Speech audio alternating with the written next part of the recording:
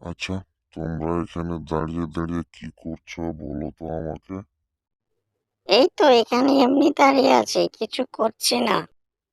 তো বাবা রাজু, আজকাল তুমি কি পড়ছো বলো তো? বাবা, বাবা রাজু, মাদ্রাসা গিয়ে ভালো মতন লেখাপড়া করবে, ঠিক আছে? তা না হলে কিন্তু দিনের কোনো শিক্ষাই তোমার মধ্যে ঢুকবে না। বুঝতে পেরেছো বাবা, আমি কি বলেছি তোমাকে? তারপরে রাজু তার প্রতিবেশী রাতুলের বাড়িতে গেল তাকে ডাকার জন্য, কিন্তু তাকে সে পেল না। কি গো, খালি বসে বসে ছেলেটার কথা ভাবলে হবে? আমার মেয়েটা আছে না, আমার মেয়েটাকে কিছু শেখাও। তারপরে ময়না বলল, বাবা বাবা, আমিও ভাইয়ার সাথে মাদ্রাসায় যাব। ঠিক আছে আপু, কাল থেকে আমরা দুইজন মিলে একসাথে যাব, কেমন? তো বাচ্চারা, ঠিক আছে, কাল থেকে তোমরা ভালো করে মন দিয়ে লেখাপড়া করবে, ঠিক আছে? আপু, তুমি থাকো, তাহলে আমি একটু আঙ্কেলের সাথে দেখা করি।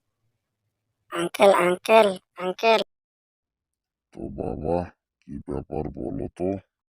কাল থেকে আমরা দুই ভাই বোন মাদ্রাসায় পড়তে যাব আঙ্কেল। তা তুমি কি জানো? আমরা এই বলে রাজু সে নিজের বাড়ির দিকে চলে গেল। এইদিকে ময়না লেখাপড়ার পাশাপাশি মেশিনের কাজও করে। তা দেখে বাবা মা দুজন তো ভীষণ খুশি। বাবা জানো, আমি কিন্তু আঙ্কেলের বাড়ি গিয়েছিলাম, তাকে বলতে গিয়েছিলাম আমরা দুজন কাল থেকে স্কুলে যাব। আমাদের সংসারের অভাব অনটন কবে যে শেষ হবে তা আল্লাহ মাবুদই জানে। কে জানি কবে আল্লাহ আমাদের দিকে চেয়ে দেখবে। কই গো, শুনছো? তুমি একটু তাড়াতাড়ি আমার খাবারের ব্যবস্থা করো তো। আমি একটু বাইরে যাব, কদিন থেকে বাইরে যাওয়া হয়নি। দেখি কোনো কাজ কাম পাওয়া যায় কি না। বাবা বাবা, তুমি কিন্তু আমার জন্য খাতা কলম নিয়ে আসবে, কেমন?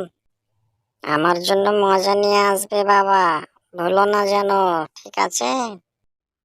তো বাচ্চারা তোমরা থাকো, আমি বাইরে গিয়ে বাজার থেকে তোমাদের জন্য খাতা কলম আর জিনিস নিয়ে আসছি, ঠিক